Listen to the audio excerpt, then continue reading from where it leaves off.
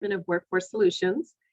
And I'm so excited about kicking off this whole conversation with our chief elected officials and your roles and responsibilities connected to the Workforce Innovation and Opportunity Act. You're going to be learning a whole lot today, but we're going to condense it because there's some real key components to this that we really need your help with. When the Workforce Innovation Opportunity Act was put into play, one of the things that New Mexico didn't get a chance to do, and we're going to do this now, is really fully engage with our county commissioners so that we could help you to understand your roles and responsibilities, that you have a huge component to us. We're partners. We need to be glued at the hip, if you will, around the whole aspect of workforce development and the deployment of the funds that we receive to do this. And so today is going to give you an opportunity to listen firsthand about your roles and responsibilities. And the reason we did it just with county commissioners is for that reason, because we want you to ask us questions. We want you to be engaged and understand so that you can help us move forward with this whole piece of how we better engage you and how it is definitely informed at your level in terms of how workforce development funds are being utilized and how they're being engaged across the state. Christina Garcia Tenorio, who is here, the one that set out the invitations, she is going to be your liaison. So she's going to have a role with you going forward. And we are committed to working with the county association to make sure that we have clear communication and coordination with you. And so one of our ultimate goals is to make sure that on their website lives this work, and on our website is also this work, as well as links back to you as a county association. So you'll be seeing us again and again and again, because we're going to definitely be working very closely as we go through this and you find out who and how we engage. There is definitely going to be a list of you who are going to be on our communication list, and Christine is going to work very closely with. And so I just want to say thank you so much for taking time out of your busy schedules, because I know your time is precious. I think you'll find the information really eye-opening and hopefully thought-provoking, so that you send us your questions and we start to work together on how we can strengthen this partnership moving forward. So welcome to the training, and I'm going to turn it over to our wonderful consultants that we have that are going to be facilitating the conversation as we move through the next couple of hour and a half. Okay, thank you, Yolanda. We appreciate the introduction and are really happy to be here with you today. Before we begin, I'd like to read a quick statement regarding the recording of this session. Mayor & Mayor, an AIR company, allows for the recording of audio, visuals, participants, and other information sent, verbalized, or utilized during business-related meetings. By joining a meeting, you automatically consent to such recordings. Any participant who prefers to participate via audio only should disable their video camera, so only their audio will be captured. Video and/or audio recordings of any mayor session shall not be transmitted to an external third party without mayor's permission. Okay, we got that out of the way. My name is Lynn Bajorek, and I am a program manager with Mayor & Mayor. I'm here with my colleague, Lori Collins, and we do training and technical assistance work related to strategic and compliant implementation of the Workforce Innovation and Opportunity Act. So that's really what we're going to be talking about with you today. And we're going to stay at a pretty high level, but we're going to dig deep where we think it's really important that we get some key information to you. So we work around the country. Just a little bit about our company. We're a change management consulting firm headquartered in DC and New Jersey. We like to say that most of our work is at the nexus of workforce education and economic development. We work a lot with the US Department of Labor and states and regions around the country, and we in fact live around the country. So I'm coming to you today from Michigan, and Lori is in Kentucky. Okay, so let's talk a little bit about what we want to accomplish with you today. So we have two primary objectives. We want to build your understanding of the Workforce Innovation and Opportunity Act. So just so you know up front, we're going to shorten that down to WIOA. It's not a great acronym. It's unfortunately the one we got. But please know that stands for Workforce Innovation and Opportunity Act. And that is the piece of legislation that governs this workforce system that we're going to talk about with you today. So we call it WIOA. So we want to build your understanding of WIOA and that public system and really help you understand how you as elected officials can use that as a tool to drive prosperity in your communities. And then we want to support effective implementation of chief elected officials' governance roles and responsibilities at the local level. So you do have a very important role in governing how this system is implemented. And you do share some of those roles with the local workforce development board. So we'll talk a little bit about that as well. Okay. All right, today's agenda. I've already just hit on the objectives for the training, and in just a minute, I'm going to hand things off to Rachel Muskowitz, who is the Bureau Chief for the New Mexico Department of Workforce Solutions Economic Research and Analysis Bureau. So Rachel's going to provide a snapshot of the economic and workforce landscape in New Mexico. This should provide some context and some foundational information for this training, and hopefully help you understand, how you can use these tools to drive economic growth again where it's needed in your regions. So I'm going to then provide an overview of that public workforce system and the law that governs it. And then I'm going to hand it off to Lori, and she's going to talk more in depth about your roles and responsibilities as chief elected officials. We'll then wrap up with questions and answers. And as Yolanda said, we'll provide contact info for Christina, who's going to be your key contact at the state level. So we are on a little bit of a tight timeline. We do have a lot to cover, but we have kind of a small group here today. So we'll have some spots throughout the training for you to ask questions. If at any time throughout the training you have a question you want to type into the chat box, please feel free to do that. Or if you just have a pressing question, again, we're a small group, feel free to just take yourself off mute and let us know. We'll be happy to answer questions as we can along the way. Okay. All right, so before we dig in, let's start with a quick poll to gauge where you're at with the topic we're covering today. So this helps us as trainers kind of understand where you're at and help meet you where you're at. So, and go ahead and just type your answers here in the chat box. So how would you rate your knowledge of your responsibilities under the Workforce Innovation and Opportunity Act? And here are your choices. You can say 1, I'm in the dark, which is totally fine. 2, I know enough to be dangerous. Or 3, move over, I can teach this. All right, so let's see, we're getting some responses here. Okay, I've got 3 in the darks. Oh, and I don't know anything. I'll say that's in the dark. Okay, in the dark. A 1 to 2 for Melissa. That's great. A 2 for Linda, 2 for Tom. Okay. All right. Well, that's good. You're not going to put Lori and I out of work anytime soon. And that is very helpful to us. So we'll know to start with the basics, so that you can all get that foundational knowledge. And like I said, please don't hesitate to ask questions as we move things forward. Okay, with that, I am going to hand it off to Rachel. And Rachel, I am controlling the slides. So if you want to just say next slide, when you want me to move forward, just let me know and I'll move it forward. Okay, great. Thanks, Lynn. I appreciate it. So I'm here to talk about the economic and workforce landscape in New Mexico. Next slide. And I'm the Bureau Chief of Economic Research and Analysis, which means we have data. Next slide. And what we talk about is labor market information.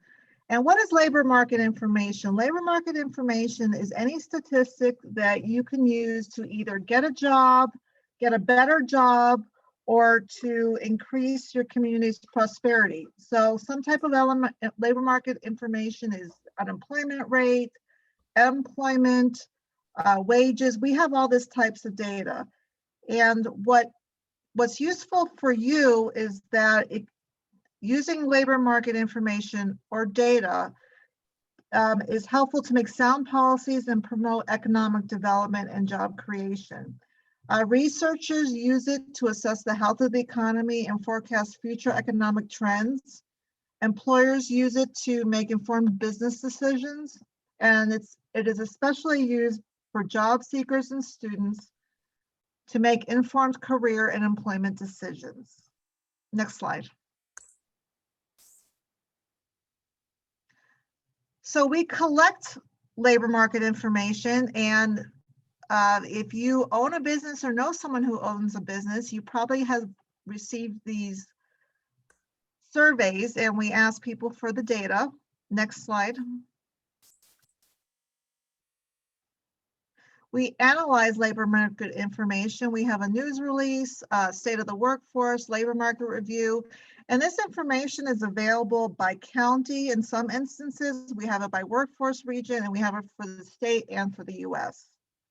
And I'll show you where to get this information shortly. Next slide. And we also disseminate it to employers and job seekers. We have career resources, items specifically for veterans, and also we provide information on wages and career opportunities for people looking for a job or a better job. Next slide. So where you come in is this data is available, like I said, by county, by workforce region, and for the state. Go to our main page, which is www.dws.state.nm.us, and then go under researchers, and then and also you'll see under, actually, Lynn, can you go to the next slide? Oh, perfect, thank you. All right, awesome. So yeah, no, that's great. So under resources, you can be added to our labor market information, email notifications, and also we have dashboards, which are user-friendly interfaces that have graphics on employment, unemployment rate, industry, and occupations. Next slide. And there's an example. So if you can control the data that's shown, control the graphics, and you can actually download the information. Next slide. These are our online resources for labor market information. Next slide. And that's it.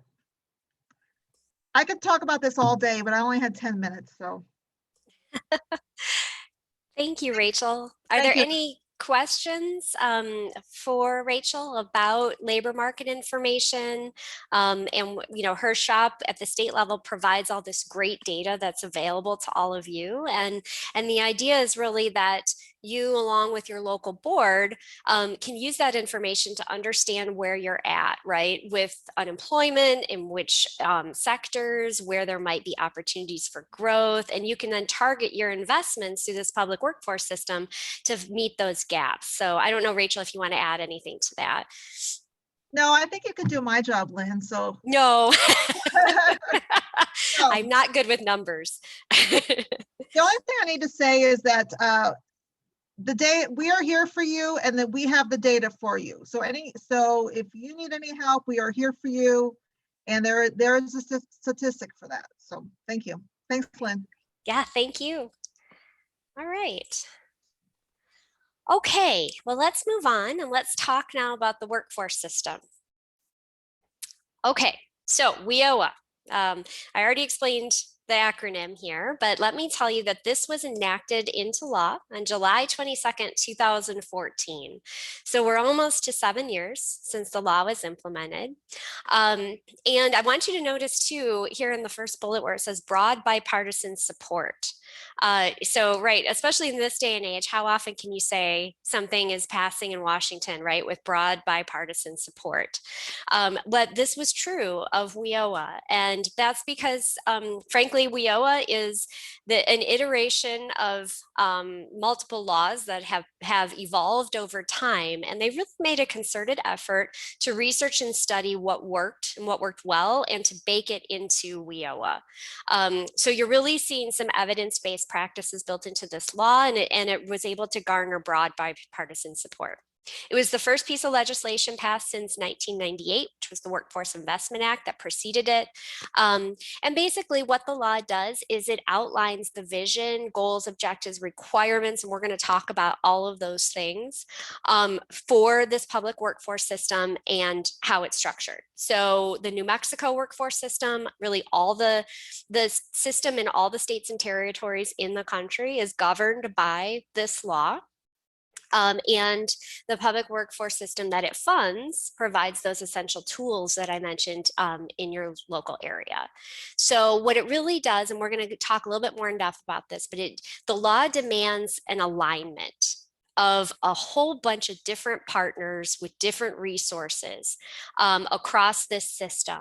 And the idea is that they align around key industry sectors. So when Rachel just mentioned this labor market information that she has available, that tells you what are the key industry sectors in my local area and what are the best opportunities for growth to get people into good jobs in my local area. And that's where you target your investments and your resources. So that businesses will get the workforce they need to grow, and the workers or the job seekers in your community will have opportunities, not just to get a job, but hopefully advance along a career pathway. Okay, so I just mentioned that WIOA outlines the vision for the public workforce system, and there are three main components to that vision. All right, and they're listed here, but the first is really improving, in a nutshell, job and career options for our nation's workers and job seekers through an integrated, and we'll talk a little bit more about what that means in just a minute, job-driven public workforce system. And the idea is that that system is going to link diverse talent to business. So we've got two main customers in our system. We've got job seekers and we've got businesses. And the idea is that when you make that strong match and you invest in the job seekers to give the businesses what they need in terms of talent, everybody wins, including your community. The reality is that none of the programs in the system, and there's several of them, but none of them really have sufficient resources on their own to offer everything that businesses and job seekers need. And so that's why the WIOA vision drives home key elements focused on alignment and integration. And that's alignment across all of those different partners. They're deemed so important under the law that they're required in order for the system to be compliant.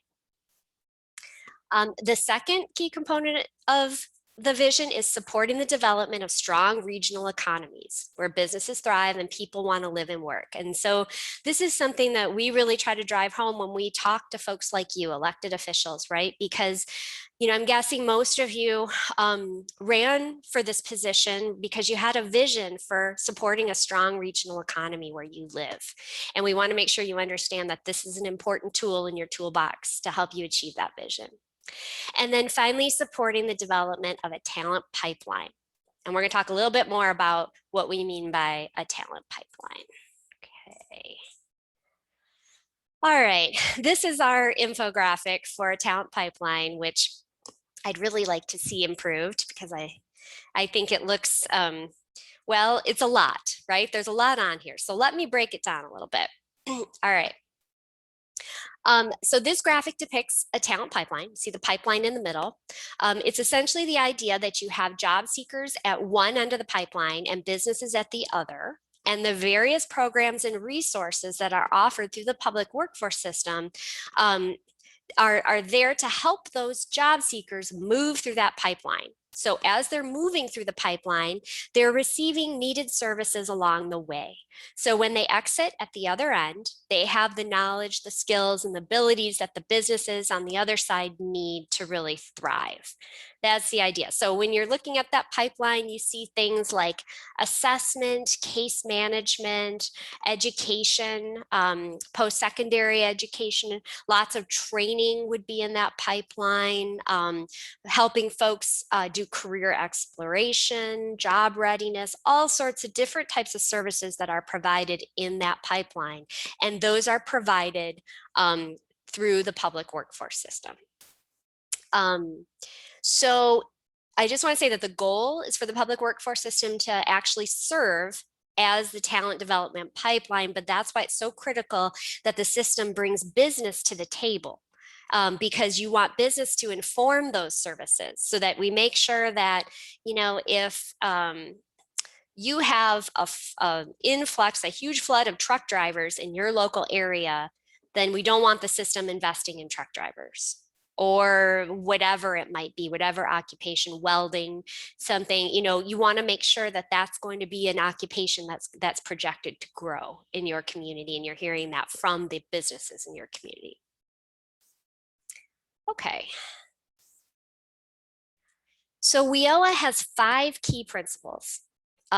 These key principles are baked into the law, and the provisions and the requirements in the law that Lori's going to talk about in just a bit, they're all driven by one or more of these key principles. So our hope is that as she talks about those requirements, you'll be able to track back and see and say, oh yeah, that's a requirement to drive integration, right? Or to make sure that we're staying strategic or whatever it might be. The first key principle is this fundamental notion that the system seeks to improve job and career options for workers and job seekers through an integrated demand-driven system. By demand-driven, we mean that the businesses are driving the services that are provided. That means that all programs within the system are to work collaboratively to serve the 2 customers, the job seekers and the business. So programs that provide workforce services are considered partner programs. And the idea here is that they don't duplicate each other, but instead they partner. They work collaboratively, and they do that to deliver the best outcomes for the customer. So as I mentioned, you know, none of these programs, whether it's WIOA, adult, youth, vocational rehabilitation, adult education. You may have heard some of these names thrown out there for programs. You know, none of them can really offer it all. But together, they form a whole system that really has an impressive amount of resources to help people succeed and really to help businesses get the talent that they need. The second key principle is a focus on strategy. So this element is really critical to the local workforce development board, which you appoint or will appoint. I'm not sure where you're at in your cycle. The local board, and there's one for every local workforce area in the state, it's supposed to be focused on this big picture of workforce development and developing strategies to ensure, again, that that supply side, the job seeker, is meeting the needs of the demand side, which is the business community. So as the CEO, you actually lay the groundwork for the board to focus on strategy. And we're going to talk more about that in a little bit. Third key principle is regional economic development. So workforce development is economic development. That's what we like to say, right? And so meeting workforce needs is critical to economic growth. I mean, how many times have we heard businesses say, well, we chose not to locate there because they didn't have the talent that we needed. We couldn't grow. Or we had to leave because we couldn't get enough engineers, or we couldn't get enough trainers, or whatever it was. So state and local workforce boards, in partnership with workforce, economic development, education, social service organizations, they are supposed to align their different investments to regional economic growth strategies. So ensuring that all job seekers and businesses can access prosperity or pathways to prosperity. And the idea here is that your workforce system is working very closely with your economic developers, right? Workforce system knows what those objectives are for economic development, and you're all shooting your arrows, and your arrows are your resources at the same targets. Okay, fourth element is, or key principle, I'm sorry, are high quality services. So the system really has to be focused, of course, on high quality services in order to achieve good outcomes for job seekers and businesses. And also, I mean, let's not ever forget, how could we, right, that this is a publicly funded system, right? So we also have to achieve good value for taxpayers. And that's an important oversight role for the local board and you as CEOs. So to really achieve that, good value and high quality, stakeholders or the partners have to increase their coordination of programs and resources. So the idea again is that together they support a comprehensive system that provides integrated services. So we also notice that baked into the law are systems for accountability and transparency. And that also helps ensure high quality services. And that's by analyzing data, evaluating performance standards. There are performance standards in WIOA that have to be met by every state and local area. And it requires making purposeful decisions about the system and how it will operate. And then also you have to operate within open meeting laws and abide by procurement requirements and many things like that. Lori is going to talk a little bit about some of those requirements that you need to be aware of in your role. Okay. All right, so when the system is built upon those 5 key principles that we just talked about, the outputs of the system will be what USDOL calls the hallmarks of excellence. So they're basically the indicators that your system is operationalizing what the law intends. So indicators of success. They're business and job seekers, drive workforce solutions.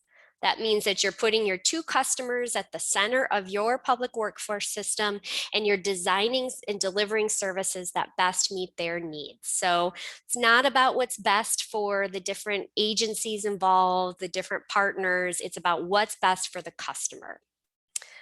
And again, along those lines, excellent customer service and a focus on continuous improvement. So that's around those performance standards, the data that you have available. How are you ensuring that you're constantly improving the outcomes of your system?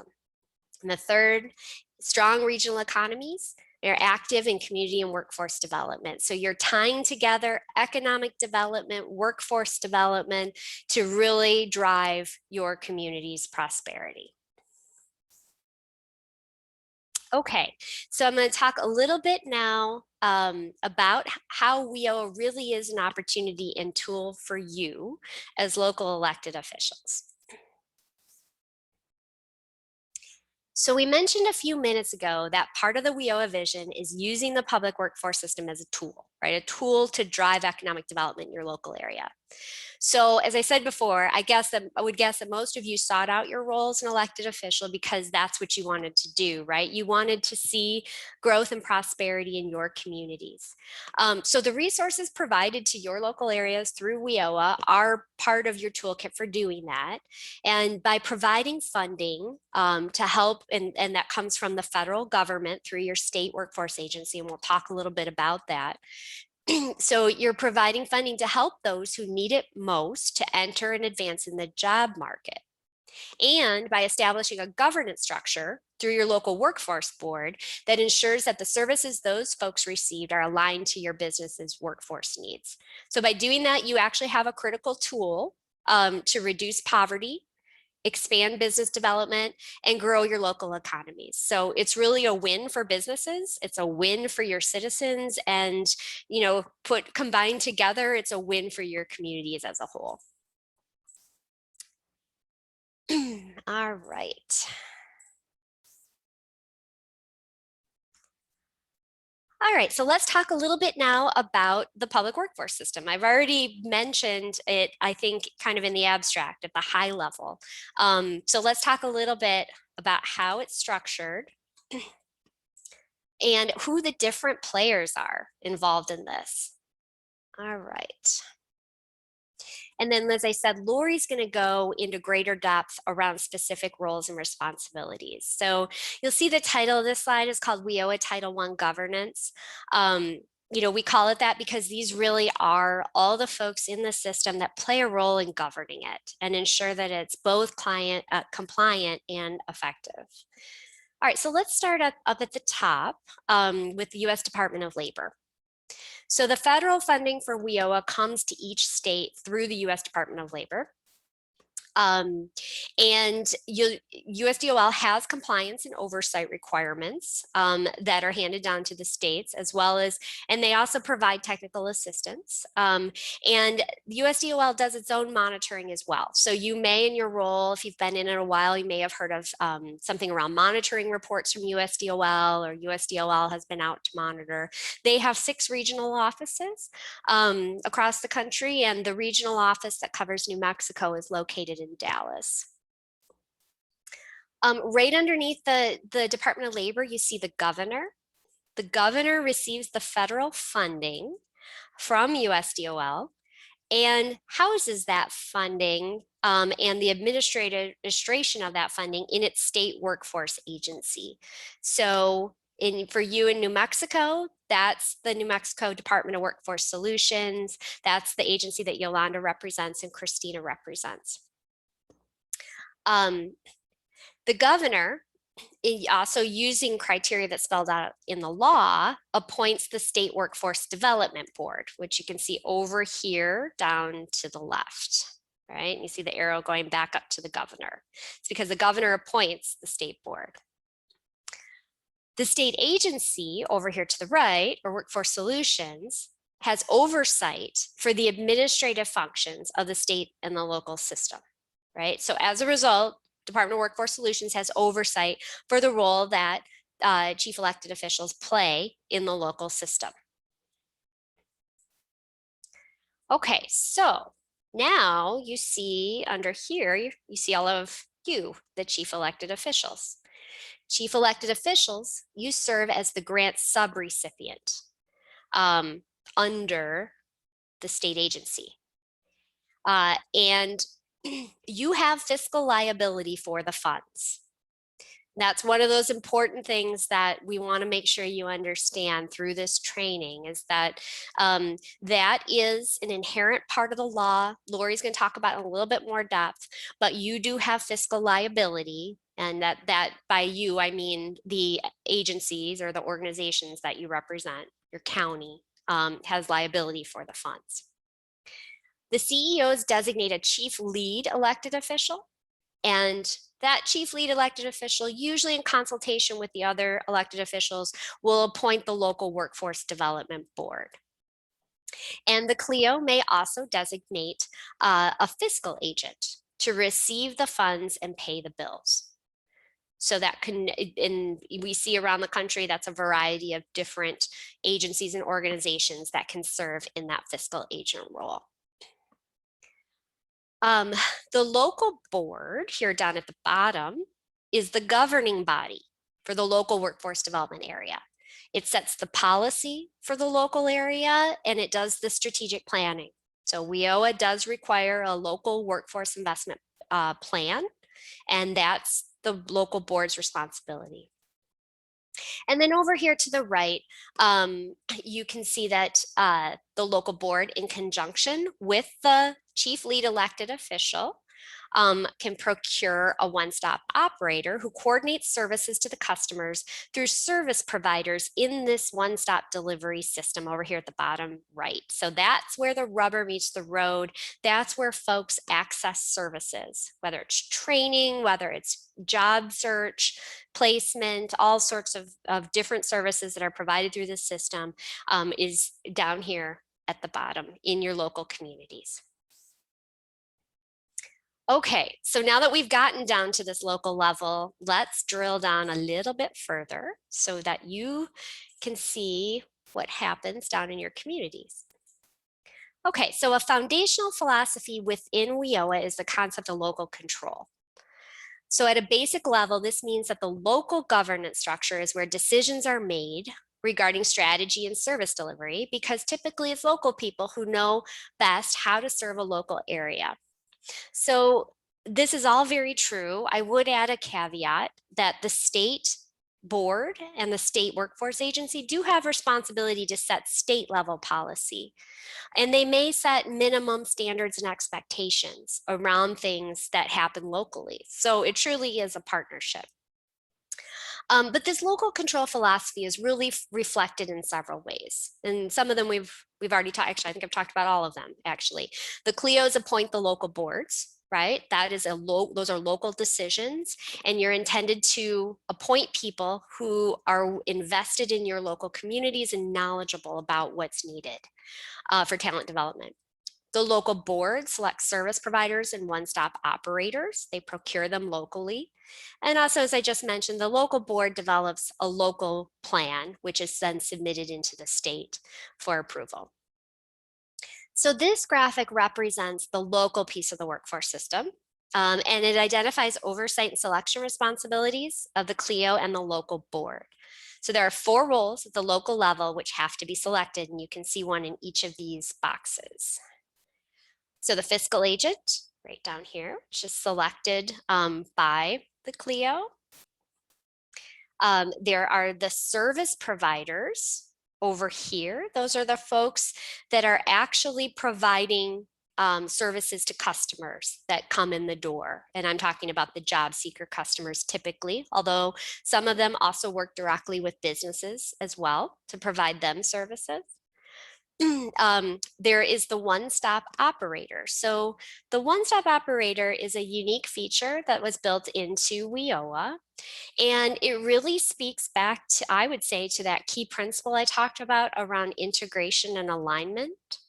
The job of the one-stop operator is to coordinate services, coordinate service delivery, again, through your local one-stop system, to make sure that all your partners are working together, that there is a true process for that actually to happen at the local level.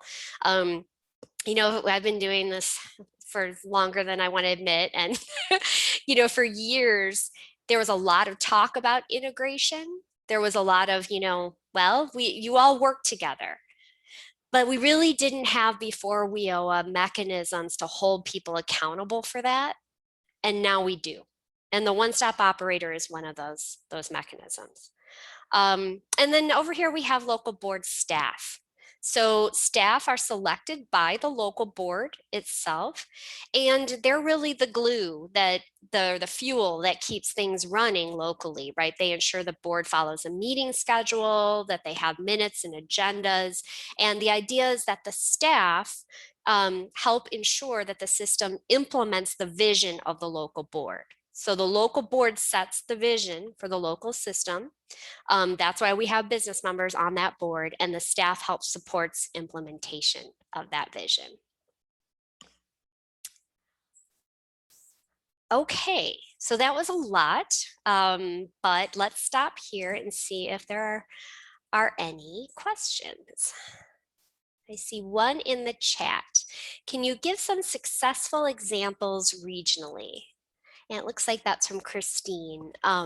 Christine, if you want to go off mute, can you tell me a little bit more specifically what successful what? So successful boards or successful?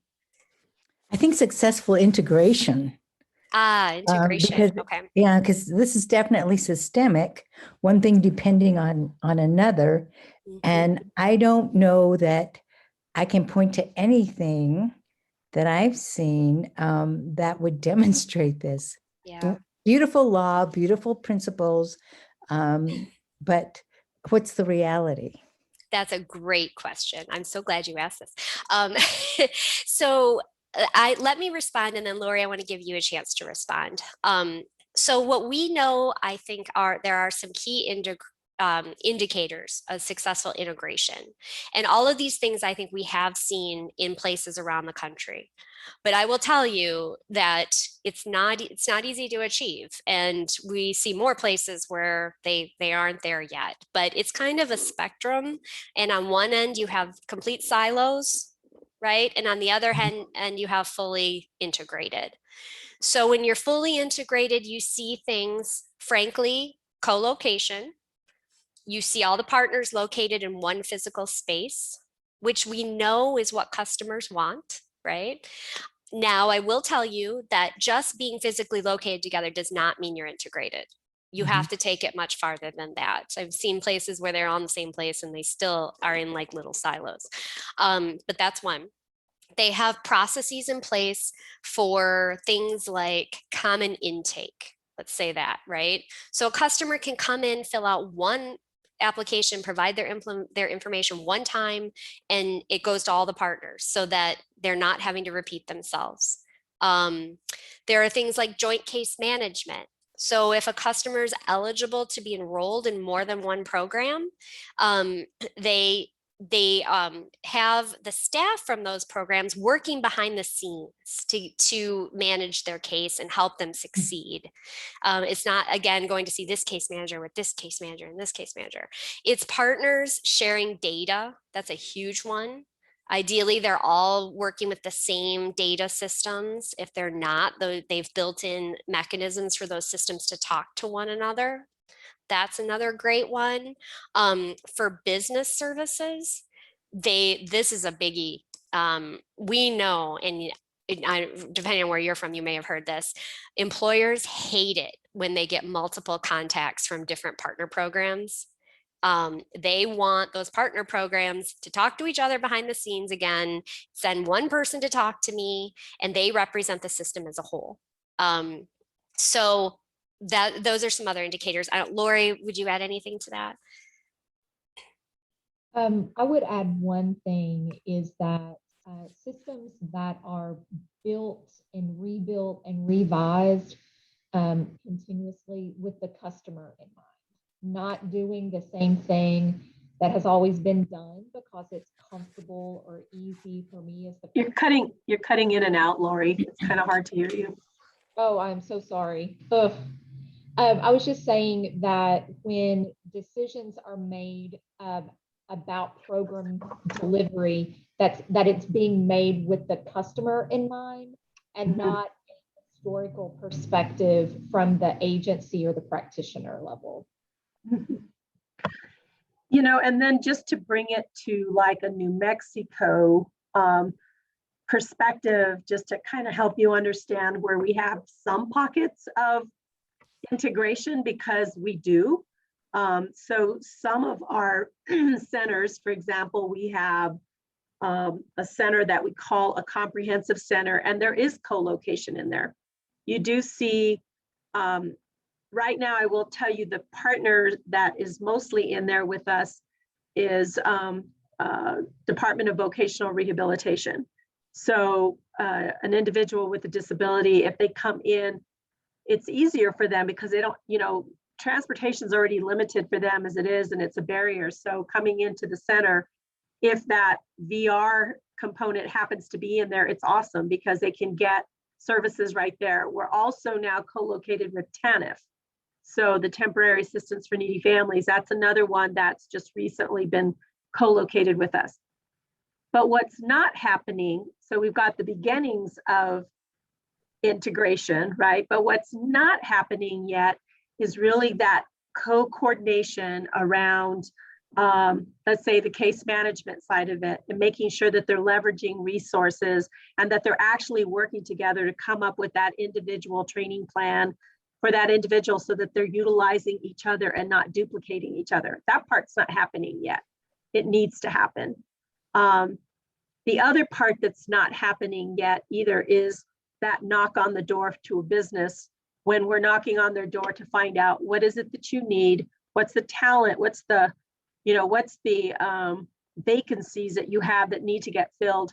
And let's knock on their door one time, get the story, and all of those business engagement consultants work together to come up with a strategy. And I saw that in the chat, Commissioner Piscotti put something about, you know, we have great behavioral health initiatives, but we don't have enough mental health providers. That's a classic example of the need to have a sector strategy approach, right? So if there is that need, it's sort of getting together with those behavioral health providers that need to hire or pull these folks together to find out what's the gap, what's really keeping it, aside from just getting people in through college and getting them out, getting them credentialed. We need to figure out what are some of the root causes also of individuals not getting through there or getting through there and not finishing, but how do we really set up a sector approach so that we could fill that particular talent pipeline that seems to be missing. But it's a very strategic, targeted approach. And there's a conversation that is happening with those businesses not just with all the case managers who believe they know what they need to fix, because what we don't understand is really what's at the end of it, because maybe they all have a different way of defining what a behavioral health provider is. Maybe they're all using different credentials. Maybe they're also sort of taking from each other as well. So it becomes this, they're sort of eating their own, if you will, and they're displacing people by just recycling people.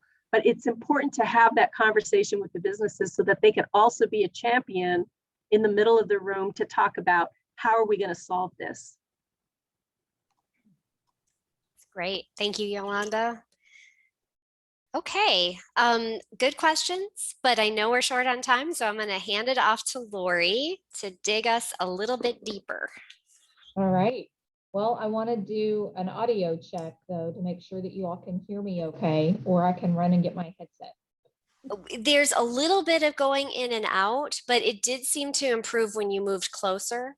Okay. So I think as long as you stay close, but I will chime in if it becomes a problem and we need you to get that set. Thank you. I am having internet connectivity issues today, so hopefully, fingers crossed, all will go well. Okay. We can go on to the next slide. All right. So one thing that we do just want to start with is Christina shared in the email to you all, in an email to you all, a copy of a chief elected officials guide. And so you don't necessarily need that guide to go through the training today, but I do want you to know that it is a resource for you. And I will try and share as we go through some things today what page in the guide that it references. But hopefully, if you haven't had a chance to look at that, you can take some time soon to look that over and then reach out to Christina with any questions or anything that you may have. One place that I would like to start is just in saying that the law, we keep using this term chief elected official or CEO. We love our acronyms. I'm going to try really hard not to use acronyms with you today, though. But I do want to talk about this role of a chief elected official just a little bit. The Workforce Innovation and Opportunity Act gives clear and specific roles to county level elected officials. No matter where you are in the country, be it in Michigan with Lynn, Kentucky here with me, or with y'all in New Mexico, county level elected officials do have a role to play per the law.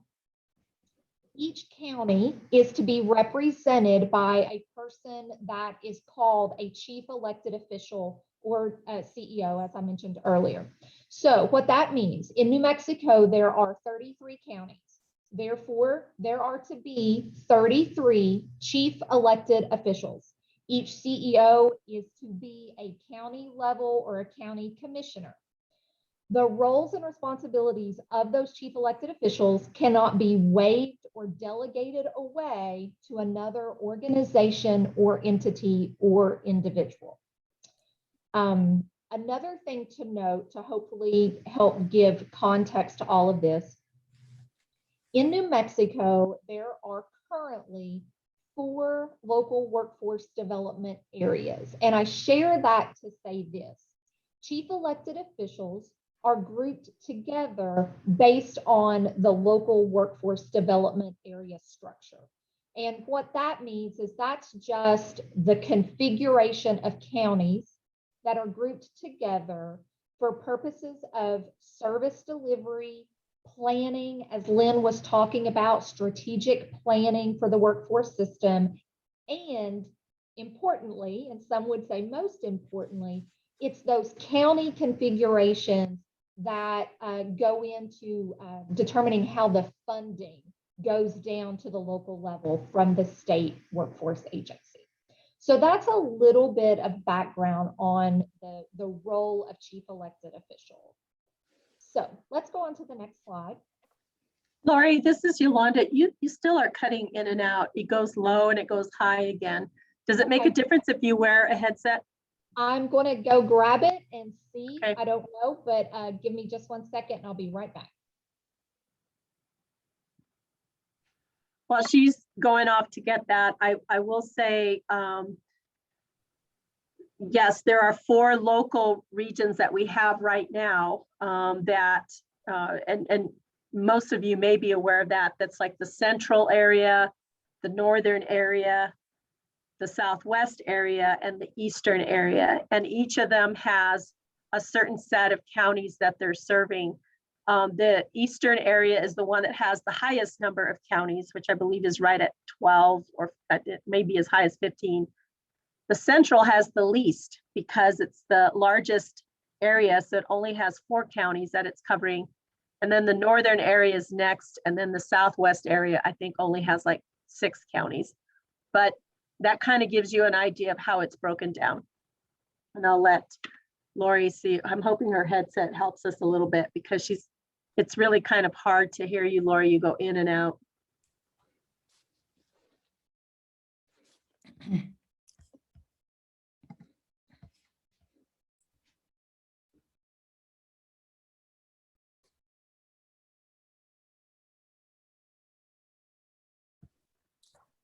No luck? No luck. Oh, you're on mute, Lori. Sorry, That's I okay. just got some sort of weird error message. I am so sorry for this. Just bear That's with me. okay. How about we proceed? And Lori, if it just gets to be too difficult, then I'll take over for you. Okay, let me try one more thing. Okay. I changed a setting here. Let me see if that works. Well, you actually sound better now. Really? Mhm. Maybe that's all it took. I don't know. Oh, geez. Let's try it again.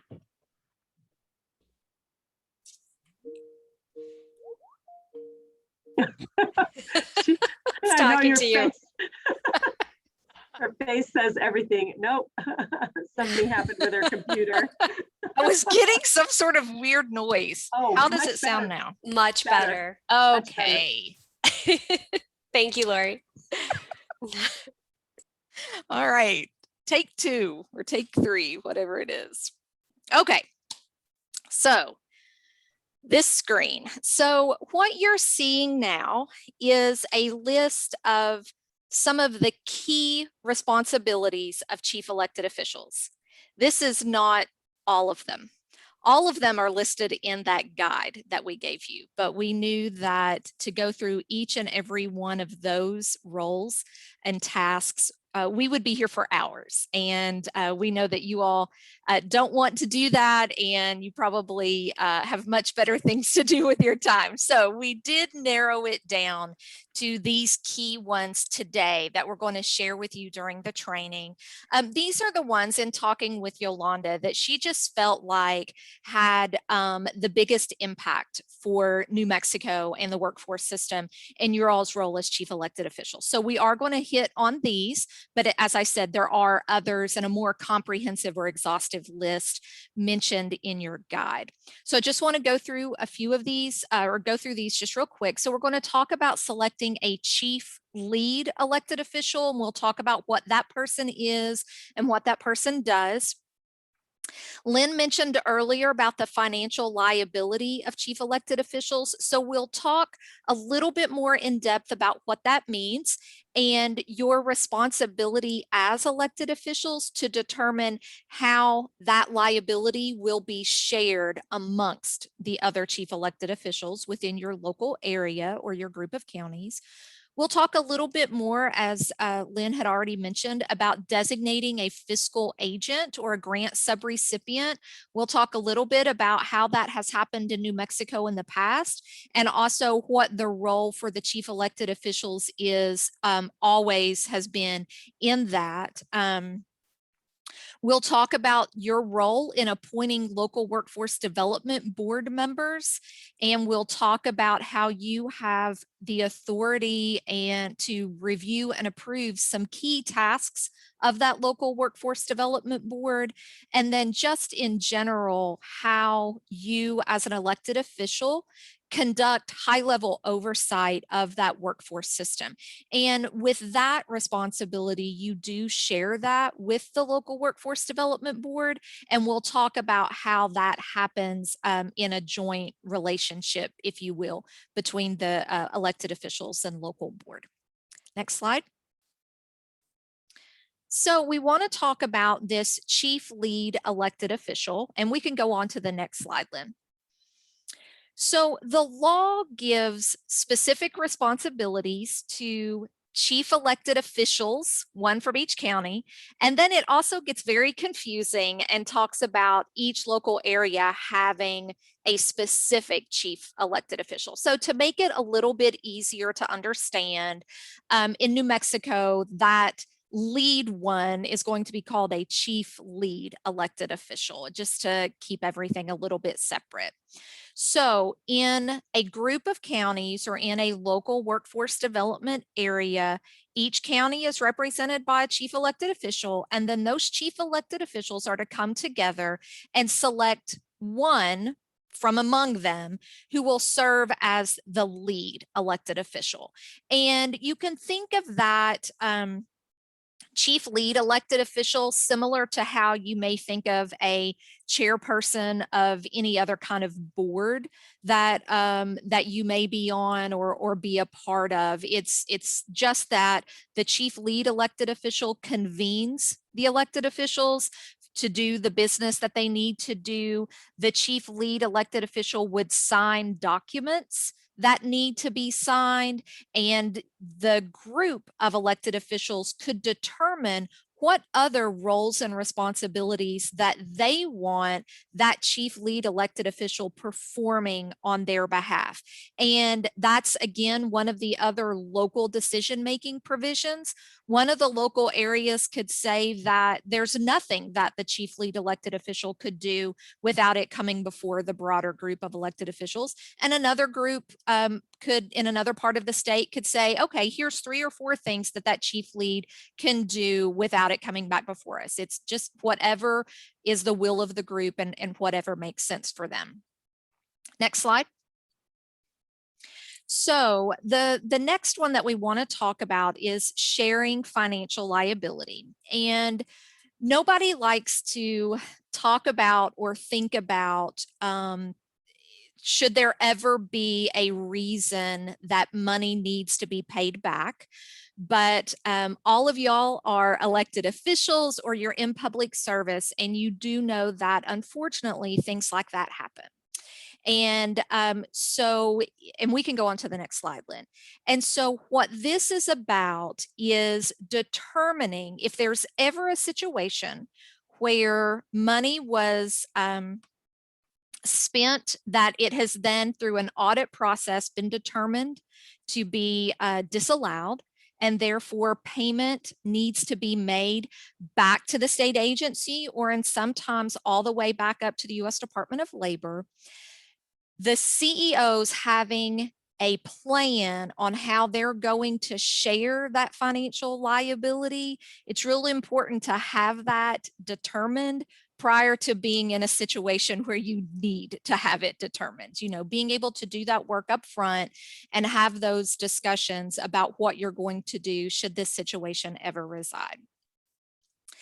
In most cases, and you all, I'm sure, know this, in most cases, liability for costs, which are determined to be disallowed, rests with the entity that caused them to be disallowed in the first place. But, and we've seen this happen, there are times when those organizations aren't in a position to repay that money, because that would have to be repaid with non-federal funds. And so it does come down to the units of government of each of those chief elected officials to determine what that would be. And so the law says that when you have a multi-jurisdictional local workforce area, which all of them in New Mexico are, that those chief elected officials need to have a plan for how they will share that financial liability should that ever happen. Let's go on to the next slide. So one of the things that you all can just put on your radar that is going to be coming out from the state agency in the near future is they're going to walk you through how you develop that written agreement and what all needs to be in that written agreement regarding that shared liability. And that's one of the things that Christina is going to be able to help you all with. So the purpose of just talking about it today is to get it on your radar and know that it's a conversation that if you all haven't had those in your local area among the elected officials, that it is going to be something that you're going to need to do in the near future. Different groups of elected officials can determine how best to share that liability. And if we go to the next slide, we've provided a few there, common ones that we see around the country. If you've got 10 counties in a local area, you could just take the total cost and divide it by 10 and everybody pays the same amount. You could do it based on population, you know, a more populated county could share in a greater portion of the liability than a less populated county. You could also look at what the expenditure rates of the funds have been per county. In other words, if there's one county that has a greater population that perhaps has used a greater portion of the services, maybe there's a way to do that calculation somehow there. The point of all of that is to say that it's to be decided at a local level, and whatever you all can agree on and build consensus around is what works for you. The state agency isn't going to come in and say, oh, that doesn't work, you can't do that. This is one of those local area decisions, and as long as you all agree to it, it's going to be fine. Next slide. So because you all have financial liability, it is baked into the law that there is not a significant decision about the workforce funds that gets made that you all don't have involvement in. Now, that for those of you who've been around a while, and that may not be how things have happened in the past, but that's how moving forward, that's how it's going to start happening. And so because you have that liability, you get to have a say in all of the significant financial decisions that a local workforce development board makes with those dollars. So the law says that that chief lead elected official is the grant subrecipient, if you will. So the U.S. Department of Labor is the federal entity. Money comes down to the state agency and they're considered the grant recipient. And then the state agency sends the money down to the local level to the grant subrecipient.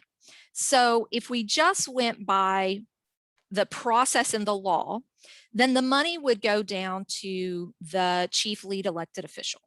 However, the law gives the opportunity for that chief lead elected official to designate a different entity to serve as the grant subrecipient.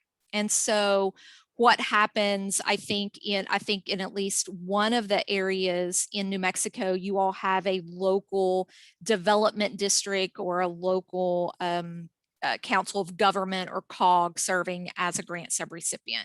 And so those are all permissible decisions. It's just that that decision rests with the elected officials about who is going to serve in that role, who is going to receive the money, write the checks, and pay the bills. So the law says that the chief lead elected official can designate a different entity to be the grant subrecipient, or they can designate an entity to be the fiscal agent for the funds. So let's go to the next slide. So, and we can go on to the next slide. So in making a decision about what type of entity should and could serve as a grant subrecipient or fiscal agent, just a couple of things to keep in mind. When the chief lead elected official designates an entity to serve in that role, that chief lead elected official is saying that that organization has reliable internal controls and that they have the ability to perform the role. In other words, they have the ability to receive federal funds, and they have the ability to track federal funds and abide by all of the rules and regulations and uniform guidance that is associated with receiving and expending federal funds. The chief lead elected official also has the responsibility to ensure that that entity, whoever it is, has clearly defined roles and responsibilities. So if the chief lead elected official is going to say that ABC organization is going to be the grant subrecipient or fiscal agent for a local workforce area, they have to outline what those roles and responsibilities are.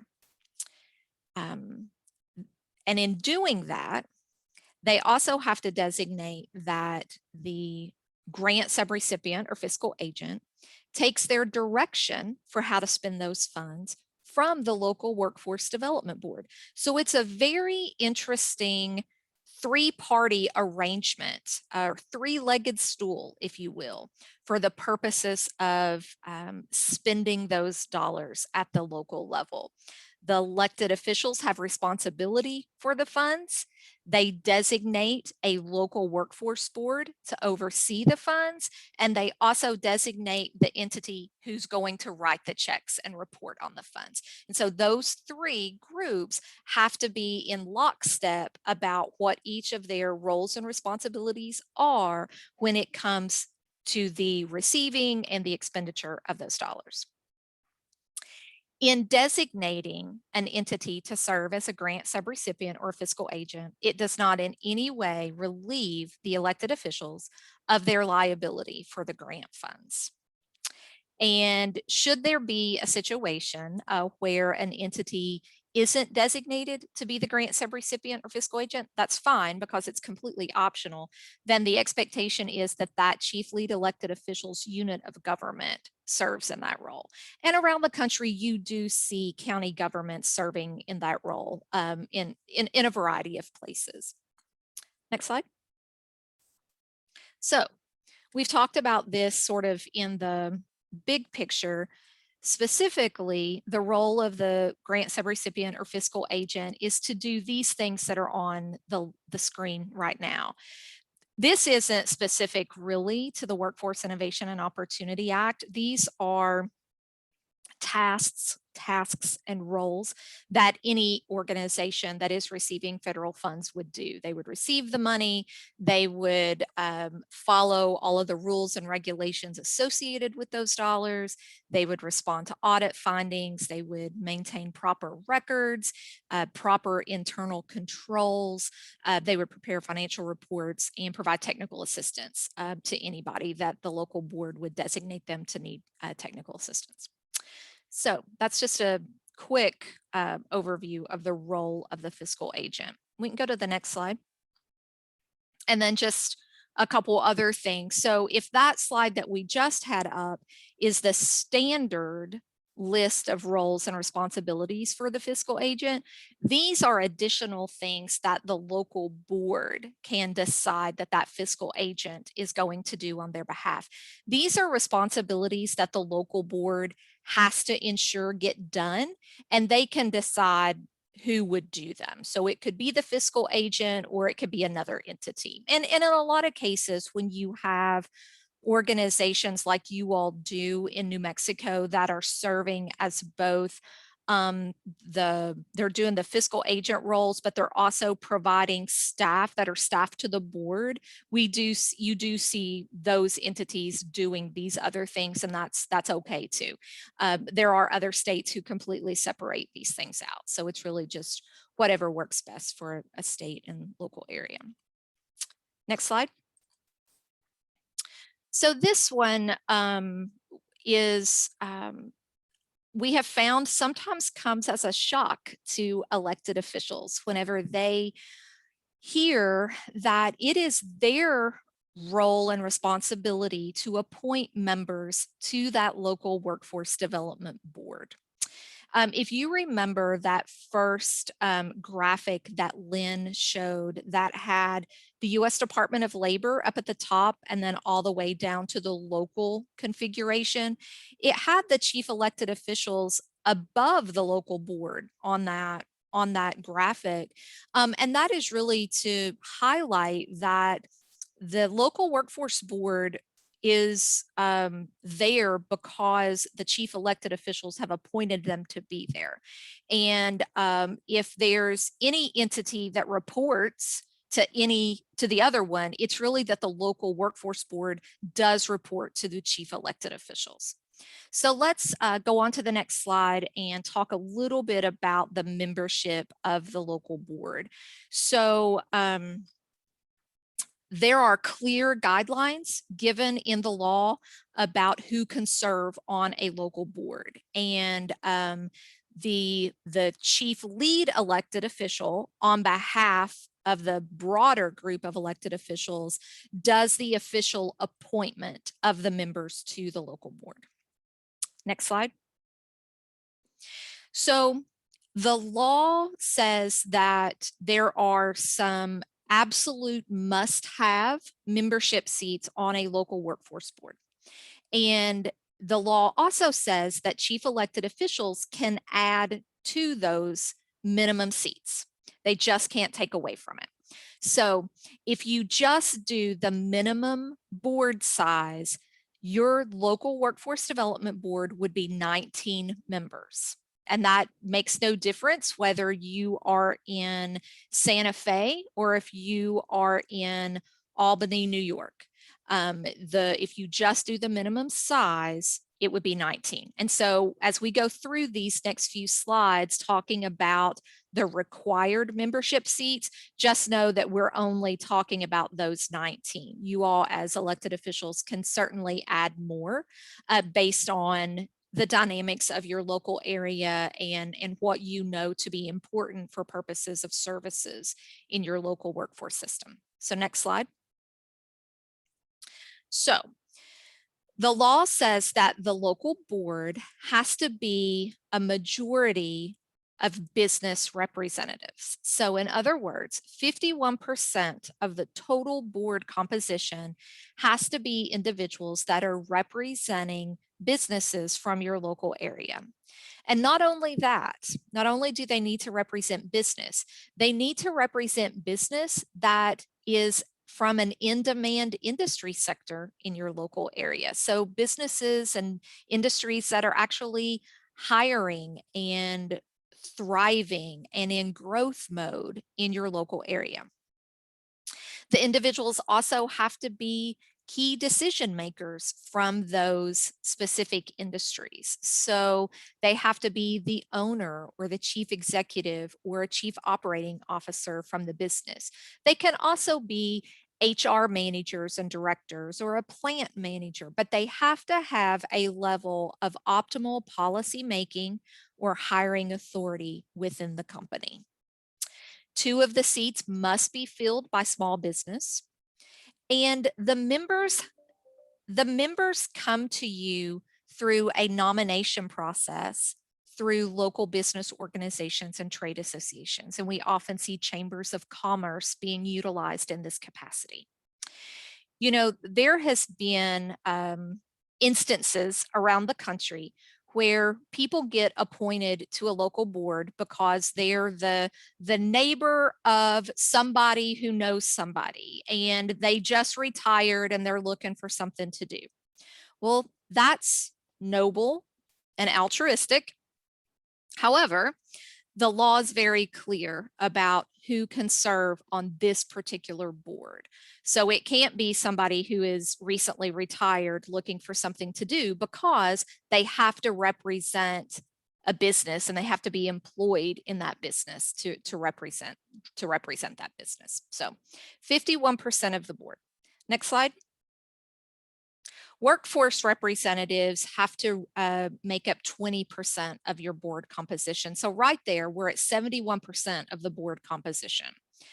This has to include labor organizations, registered apprenticeship coordinators if a registered apprenticeship exists in the local area, or representatives of other groups of employees. And so again, this has to be 20%. So right here in the business plus the workforce, you also are representing the customer base of the workforce system. The workforce system has a dual customer, being the job seeker as well as the employer. And I believe Lynn talked about that a little bit. And so this is intentional that those same groups are also thoroughly represented on the local workforce development board. Next slide.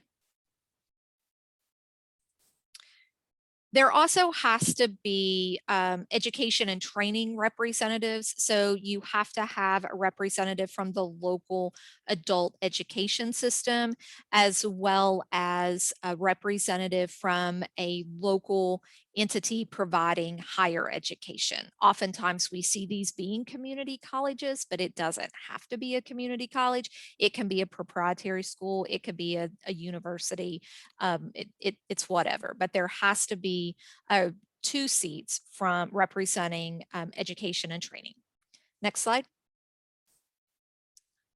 And the last category is government. And there has to be 3 seats that of government that are represented on the local workforce development board. 1, you have to have a representative from community and economic and community development organizations.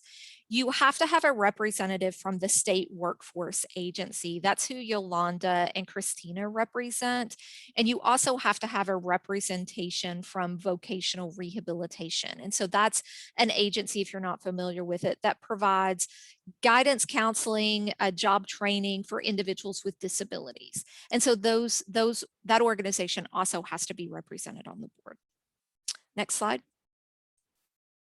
Members to the local board have to go through a nomination process, and then they have to be appointed. And so this is where I was saying before, it can't just be your neighbor's brother's cousin, who now is retired and wants to serve, although that's great and wonderful. It has to go through a process that is a nomination process. And this is where chambers of commerce or local labor organizations come into play within that whole process.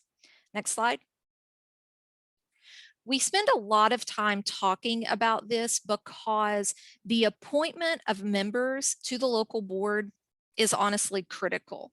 Like, I could talk to you all day about your role as chief elected officials, and I believe that your all's role is foundational in the role of the system.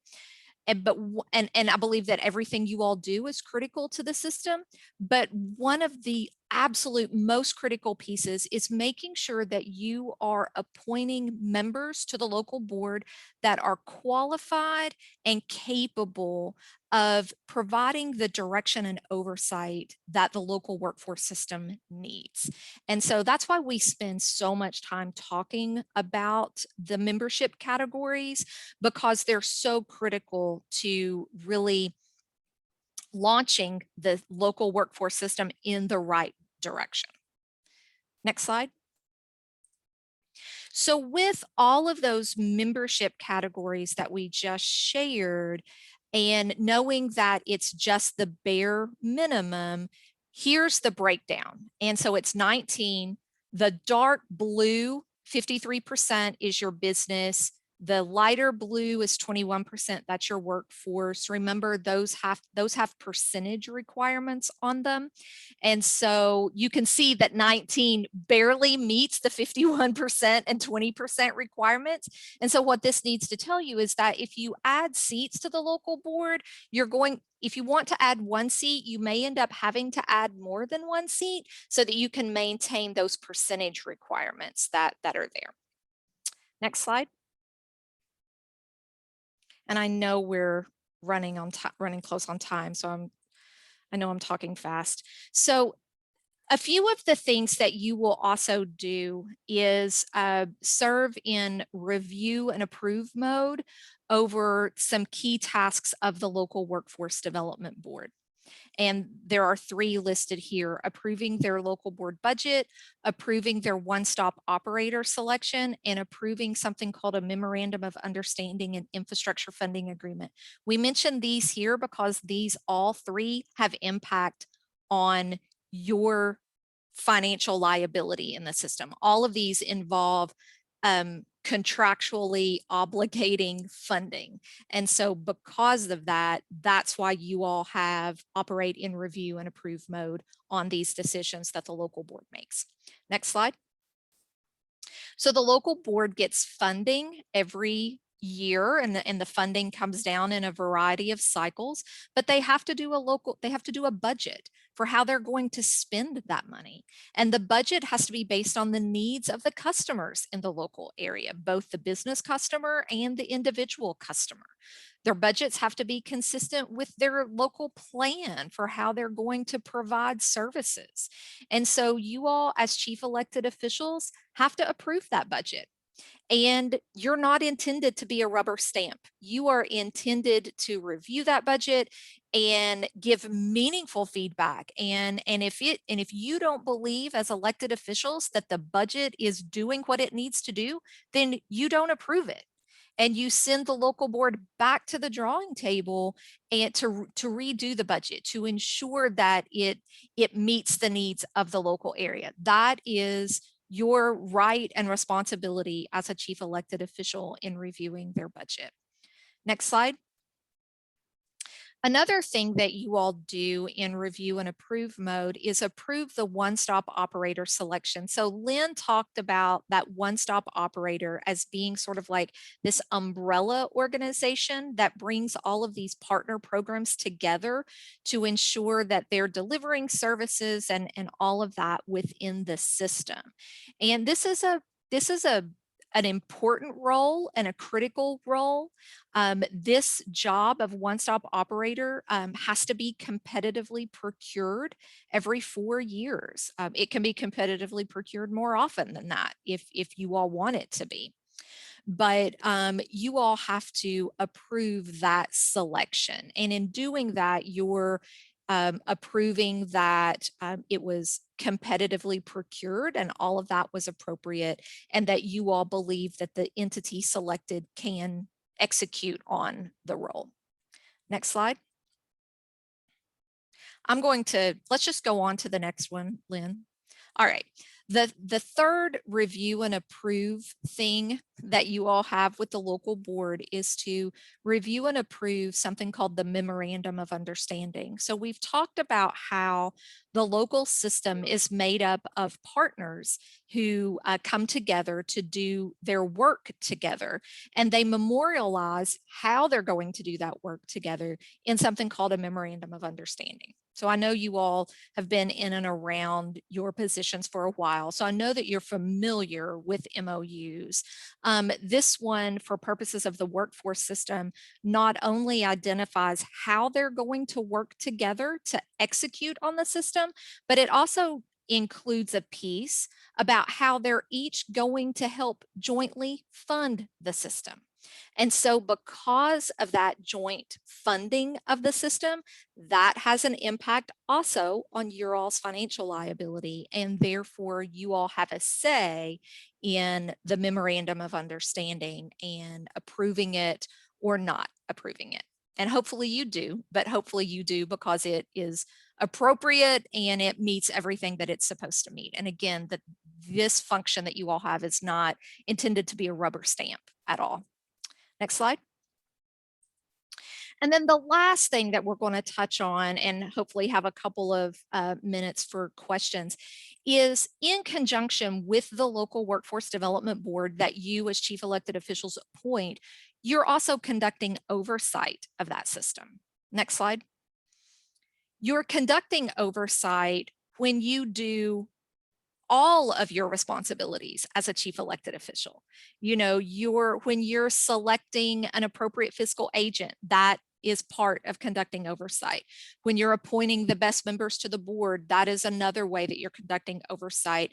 But whenever you're doing all of those things that are outlined for you to do, when you're ensuring that the system is meeting the needs of business customers and individual customers, then you're providing oversight to the system. And this is one of the areas where you do that in conjunction with the local board. And you all can decide at the local level what in conjunction looks like for your local area. Next slide.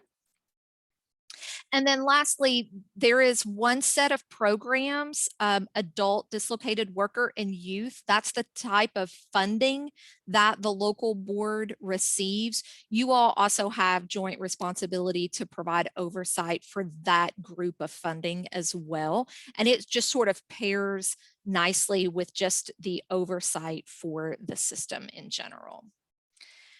So I'm going to stop there because of time and because I know I've been talking for a while, but there have been some questions that have come through on the chat, and we want to make sure that you all get those answered. So what questions did we get, Lynn? I'm looking now, and I'm not actually seeing questions in All here. right. Yeah. I just saw some things pop up. So I guess I'll just open it up. Does anybody have any questions? I know we've thrown an awful lot at you.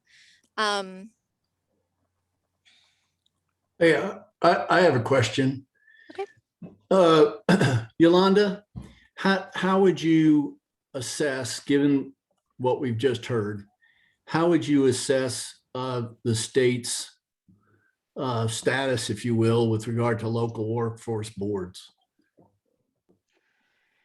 You know, that's a great question.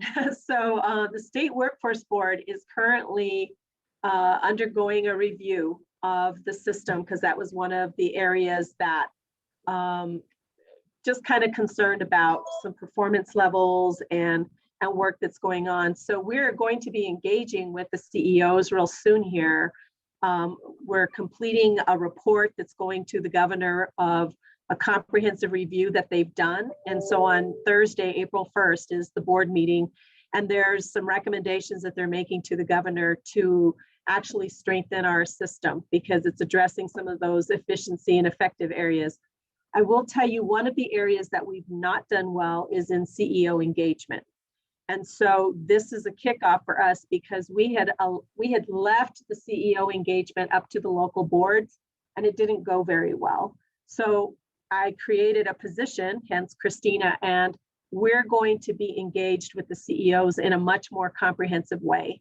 And so this is a kickoff for that process. And this was a recommendation that was given to us also by our federal program officer, that we needed to get better engagement so that there was better communication and tighter, I wanted to say, tighter organizational control, especially around the quality of our board membership at the local level, and better control around our fiscal operations and local planning at that local level as well. So if I were to give us a grade, I probably would give us. Don't do that. I won't give us a grade. Don't do that. I won't give us a grade, but there was definitely room for improvement. And your participation today is definitely a step for us, because we definitely wanted to see it improve, and we wanted to have this partnership with our CEOs much more engaged and much tighter, so that we could have quality membership at the local level. That local board is critical, because in order to move and make sure that the investments that we're making with that money that's available, New Mexico gets about 28 million a year for workforce development activities. And that's, spread out across those 4 boards, but that's a lot of money. And it's an opportunity for us to really do much better, I think, in terms of the type of quality of training and the engagement that we have with businesses. Well, I've been involved with the local government county for quite a while, and I can't, it's been a number of years since I've ever heard about appointing people to the local board. So that kind of concerned me, which is why I asked the question. I haven't heard of that in a long time. So I'm glad to see you're taking the bull by the horns. Thank you. I think it was time for us to do that. And a lot of it's been, as I would listen to this and I would see the engagement at the local level, I could see that the quality wasn't there. And so we're just moving that conversation with the state entity and our chief elected officials. You're that important that it's the next step. So the chief elected officials need to have a partnership with us at the state level. And we're going to engage it so that we can make sure that we're giving you all the technical assistance that you need as well. Christina's going to play that role of giving you that technical assistance. She'll remind you when budgets are coming up. She'll remind you of agreements that we need to get done. And so you'll be able to see that in a much more transparent way. Okay. Hopefully we get some good instructions. Thanks. You will. And I apologize, but I need to leave this meeting, but Christina's going to answer any further questions. I'm just really grateful that you all took some time out of your busy days. And yes, and there was a note in there. There's going to be much more coming down the pike. We're going to have much more communication with you and help guide you through this process. And I think we're going to make it much stronger and much better. Great. Thanks. And I can echo that with the guide that we put together with the help of Mayor and Mayor doing that for us. That's definitely going to help with that engagement and with that technical assistance as we move forward. So that's where we're going to work together and learn together, particularly in this venture, so that we can definitely get on the same page, literally with the guide, be on the same page every step of the way. Thanks, Christina. I just wanted to mention that I put in the chat a link to the online survey for today's training. So we'd appreciate if you could complete that for us so that we can make any necessary improvements. Are there any other questions for folks who can stay on a few more minutes? This is Linda Smirkowski. I can't figure out how to raise my hand, but and I'm with the Southwest Regional Workforce Development Board, which is 7 counties, Doña Ana, Luna. Anyway, it's the Southwest area of New Mexico. One of the questions that I have, when we have our board meetings, and especially with Zoom, the packets are like 150 to 200 pages. And then you try to print those out and review them. And so we meet, I think, every quarter. Do other boards meet more often? I guess is one of the question I'm getting at, to where we don't have to cover so much stuff in one meeting. Do you know? Oh, go ahead, Christina. Well, I can tell you at a local level for New Mexico, some boards, some CEO groups will meet every quarter, some will meet once a month, some will meet every other month, and some meet twice a year. Okay. Now, as far as federal guidelines are concerned, I can toss that back to Mayor and Mayor as far as what is required. But I would say there is one board that only meets twice a year. And going back to your 200-page comment, that has been pushed back to the Southwest board to say that's a lot of information to send, and that if it's going to be that extensive, it would be better to have them sooner rather than meeting every quarter and requesting that you print out a 200-page packet. Gotcha. So, and that, again, that has been provided back to the Southwest board. Thank you very much. I would just like to add to that, if you don't mind, Christina, and your answer was, I completely agree with everything you just said. But in addition to that, there is no federal mandate in the law, the regulations, any kind of guidance from a federal agency around how often chief elected officials are to meet. The law just gives you your responsibilities and expects that you execute on them in whatever manner makes the most sense.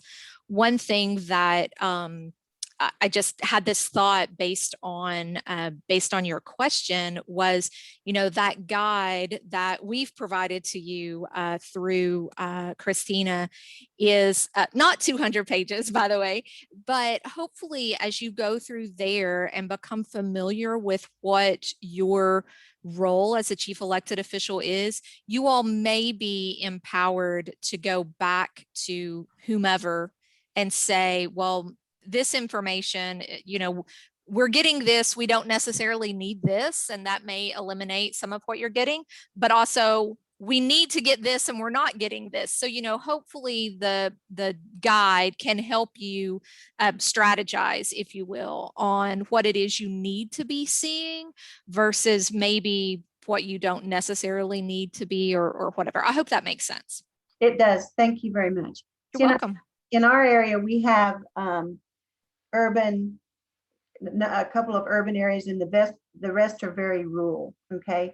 So it's very difficult when you've got Luna County with 25,000 people in it, and a village and a city, and then the county, looking at all the data that is for the big programs in Doña Ana County that don't even apply to our workforce. So that becomes kind of not a good thing at times, but I understand how programs work. I used to chair the local board as well as, and now I'm a CEO as a county commissioner. And so I got very involved with it to try to make the program successful for our rural area.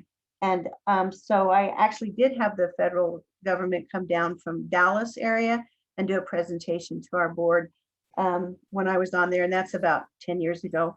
But I think there's a lot of things that we do not, unless it's just changed, and I don't want to misspeak for the board or for the workforce board itself and the COG, but we never let anyone come and say, hey, we want to present this. We would not take any solicitations from programmers that would say, we can teach typing in Spanish to your area because you're on the border and you have a lot of non-English speaking people.